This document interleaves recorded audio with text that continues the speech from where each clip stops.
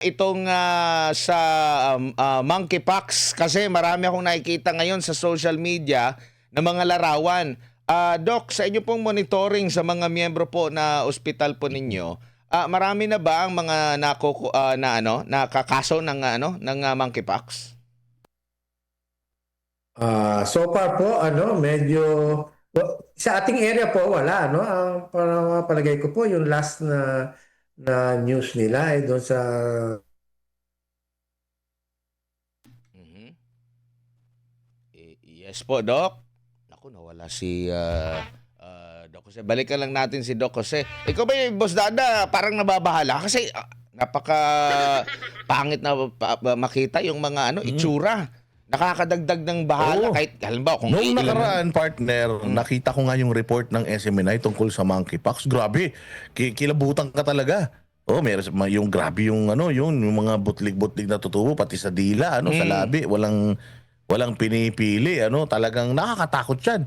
Oh, kasi at least kahit papaano yung COVID, partner, Mm. tawag diyan, walang manifestation yung sa physical na itsura mo, yung sakit. Oh, Yung di ba? monkeypox, nakakadagdag takot yung grabe. itsura. Oh, hindi ka na nga pogi, magkaka-monkeypox ka pa. Patay tayo diyan. Balikan natin si Oo. Dr. Jose Rene de Grano. Doc, balik ulit tayo. Yes, Doc? Audio, paki-unmute lang po, Doc. yes po. Ayan, sige po, Doc. Mahina ang aming dito. Sige, go ahead lang Yung po, Doc. internet po. Sige Opo. po. Doon po sa monitoring po ninyo sa mga saklaw po ng PHAPI. So far yung sa monkeypox po, hindi ganoon kadami yung mga report sa amin, Actually, yung last report namin ay doon sa part ng Mindanao pa lang, Pero yan nga po, ang lang po natin diyan ay para wag itong mag-spread, If you will know, doon lang sa area na yon nagkakaroon ng mga incidents ng mga merong monkeypox.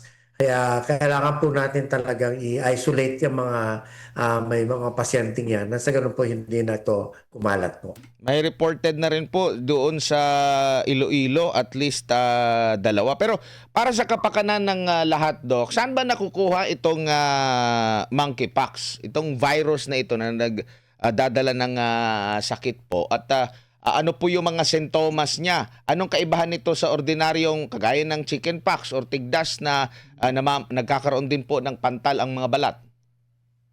Yes. Yan po halos kapareho din ng ating mga chickenpox, Yun nga lang, iba-iba, mas iba ang kaniyang mga rashes na tinatawag, sa balat.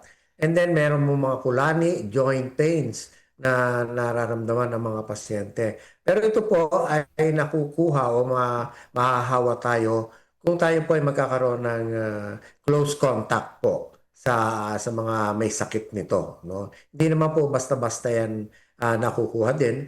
At especially po kung halimbawa yung mga damit na ginamit ay pwede rin pong mahawa kayo kung magagamit din po niyo yun. So that's why po ang pinakaano natin diyan pagka may suspicions tayo na meron yan, kailangan pong magsangguni na kaagad at then ma-testing, and then maipadala yung test kung talagang sa RITM para may confirmatory po. So parang ano ba ito? Galing ba ito sa ibang bansa at nakarating dito yung virus, Doc? Parang halimbawa, kagaya po sa COVID-19, hindi naman po galing sa Pilipinas yun. Nung nagkaroon tayo ng COVID-19, galing sa ibang bansa. Sabi nga nila, nag-originate daw sa China, nahawaan yung iba't ibang bansa sa mundo. Ito bang monkeypox maaring dito na may ma-produce dito sa Pilipinas or same din na galing din ito sa ibang bansa? Mukha pong yung pumasok sa atin nung mga ilang buwan pa ay galing po sa ibang bansa. At malamang po ito din galing, kasi talaga po namang halos wala tayong ganyang cases talaga sa ating sa bansa. Hindi katulad po ng COVID, po. Pero ito po, bihira po yan. Ayun nga lang, talagang pagka nagkaroon, makikita naman nyo po kung sa isang area nagkaroon, doon lang nakukonfine yan sa area na yon. Si Boss Dada, may mga katanungan. Boss Dada. Tanong ko lang, may ano ba tayo dito, Doc? Meron ba tayong bakuna para maiwasan ito, ang ano na ito? Meron na pong available pero sa ating bansa wala pa po ngayon sa Pilipinas, wala. Alam ko meron sa US pero under development pa rin po 'yan. Kaya ibig sabihin po wala pa rin po tayo ngayon dito sa Mhm. sa Pilipinas. Ito pong ano, ito pong monkeypox na ito, may season din ba ito? Kasi meron noon balita na hindi ba yung COVID kapag taglamig hindi siya masyadong mabilis kumalat. May mga ganun noon eh. So ito pong monkeypox katulad ba ng bulutong na kapag tag-init doon siya umaatake? Usually po ano 'yan. Actually wala naman talagang ano na season na yan ganyan ano kasi ito virus po 'yan eh ano. Kaya parang din ano, actually ngayon nag-chickenpox kahit ano po. But then siyempre pag mainit ang panahon, mahina ang ating katawan, yan lagi tayo nagpapawis. Medyo madali tayong kapitan ng mga ganyang ano, mga viral diseases ano. Naman po hindi inherent sa atin, no? Bihirang meron talaga, halos wala talaga dapat ng monkeypox. So yun po ay naasahan natin na usually yan ay nanggagaling po sa ibang bansa po yan. Thank you, Doc. Anmar, Doc, may tanong ka pa? tama ba yung ano, parang haka-haka na once na yung sa chickenpox naman ito, once na nagka-chickenpox ka na, hindi ka na magkaka-chickenpox sa ulit, tama ba? May mga ganyan. Yung pong ano, tama po yun, yung chickenpox. Pero posible po, once magka-chickenpox ka, o tikdas dyan sa atin, no, ay hindi ka na dapat. Pero meron pong isang tinatawag po tayo, yung herpes zoster. No? Posible Ayun. po kayo. Singles po. ang Shingles, tawag. ano? Oo. Oo. Ay pwede pa rin po kayong magkaroon naman noon. Ay mas masakit po yun, ano? Yun po sa isang parte lang ng nerve na nangyayari at napakasakit po noon, matindi ang sakit noon. Yun po, meron po tayong available ngayon na bakuna laban po doon Etong sa Mpox shingles. po, parang ganun din po ba? Or kaya ba nitong magamot lang ng kusa? Ang alin po? Itong Ang monkeypox Mpox? naman? Itong sa Napuputol. monkeypox. Sa monkeypox po, Mm. dahil wala nga po tayong bakunang available, no? Supportive lang po lagi yan, no? Supportive lang kung may lagnat, bibigyan sa lagnat. Kung hindi makakain, siyempre suswerohan. Pero i-isolate po kayo. Kailangan hanggang sa matuyo, yung tinatawag nating scabs, no? Mm. Usually, it will take mga 2 to 3 weeks bago mawala yan. Nako. So, yun, kailangan isolated po kayo. Opo. Ano po ang mortality rate nito, Doc? May mga namamatay po ba hindi po dito? ganun kataas yan, ano? As long as matibay po ang katawan natin, but then, siyempre, pagka ang tinamaan po niyan ay yung mga immunocompromised, yung mga may mga comorbidities, siyempre mas mataas po ang chance na madisgrasya kayo pag ano.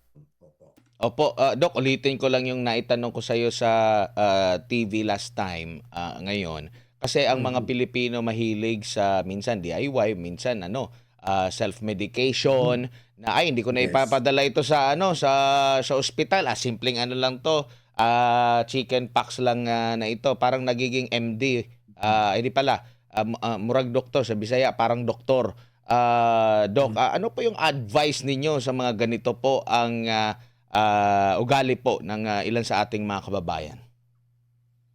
Dapat po pagka ganyan na may mga, especially, siyempre pareho lang po ang nararamdaman niya, parang trangkaso. Pero pag naglabas na po, may lumabas na po na tayong rashes, ano? Yung mga tinatawag natin na parang yung scab sa balat natin. Yun po ay sinyalis na po yun. Kailangan magkonsulta na po tayo sa mga manggagamot. Na sa ganun po ay masiguro natin ito ba ay talagang chickenpox lang or baka monkeypox na.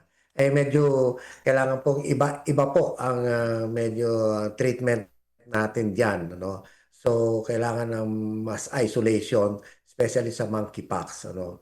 Kasi baka mas maraming tamaan ay mas delikado po 'yan kaysa sa yung normal na natin or yung dati natin na tinatawag na bulutong tubig or chickenpox lang po. Opo.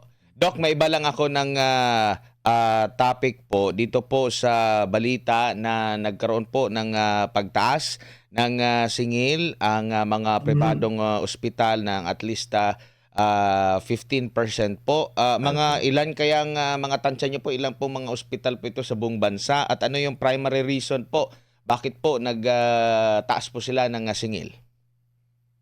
Ang karamihan po yan, pinaka-cost po niyan, siyempre yung inflation, ano.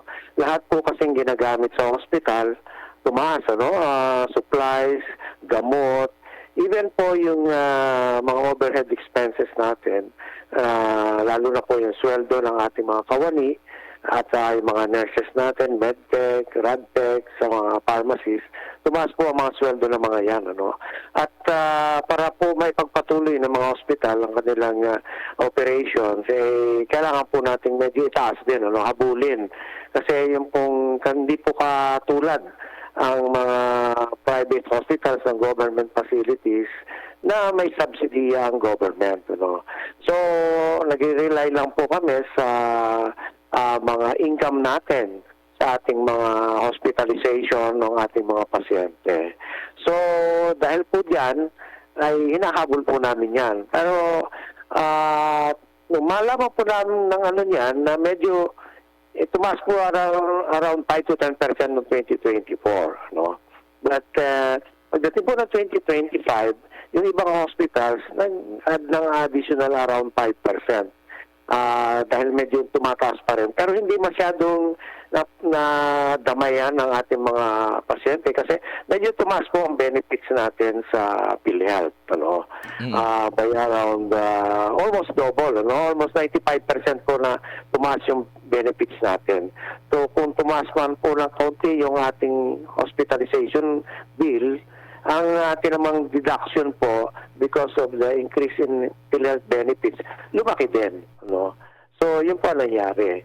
So, medyo tinatry po namin na medyo i-minimize. Ano? At dahil alam niyo naman po na kawawa lagi ay ang ating mga pasyente. Pag tumaas ang cost ng ating pag-hospital. Tsaka lahat naman ng hospital po ninyo, no, accredited ng PhilHealth para at least hindi na rin mag-alala yung ating mga kababayan. Tumatanggap pa rin ng bayad mula sa PhilHealth. Yes po. Opo, ay ngayon po, medyo bumibilis na po ang pagbabayad nila. So, medyo hindi na kami nag-worry na maubusan ng pondo ang mga hospitals kung mabilis naman po ang kanilang pagbabayad sa ating mga claims. Opo, nabanggit nyo po na bumibilis na yung bayad. So, ibig sabihin, wala na silang utang or kung meron pa mang utang, anong taon pa yan na utang? Meron pa rin po, kasi yung pong mga utang dati ng mga COVID times, yung mga time na may pandemic, malaki pa rin po yun, billion pa rin po yun. Pero pinagpapatuloy po naman namin ng pakipag-ugnayan sa ating PhilHealth na sa ganun po ay at least may bigay o mabayaran kami doon. Oo, kasi lagi nilang ipinagmamalaki na merong mga unutilized na mga pondo. Di po ba, Doc? Tapos meron pa pala silang utang. Tama po yun. Actually, yung huli po ay supposedly magbabayad sila mga 8 billion, para doon sa mga claims namin na lumampas po doon sa 60 days, beyond 60 days. At yun naman po ay ginagawa na ng paraan ng mga hospitals para ma-file yung kanilang mga claims po. Opo. Doc, ito pang isang issue. Alam ko hindi po kayo taga PhilHealth, pero yung patakaran po ba, tama po ba yun? Kasi meron kasi akong nababasa na mga ulat na pag hindi umabot ng 24 hours, may mga certain na mga halimbawa, hindi na umabot ng buhay ng mahabang oras, hindi na makaka-claim ng PhilHealth. Meron po bang ganung patakaran? Dapat po kung kayo ma-admit o kailangan makapag-claim kayo at least 24 hours. Pero kung halimbawa na-disgrasya yung pasyente o namatay na less than 24 hours, pwede pa po mag-file yun. Basta namatay po yung pasyente, napafile po yun sa PhilHealth. Babayaran po dapat yun.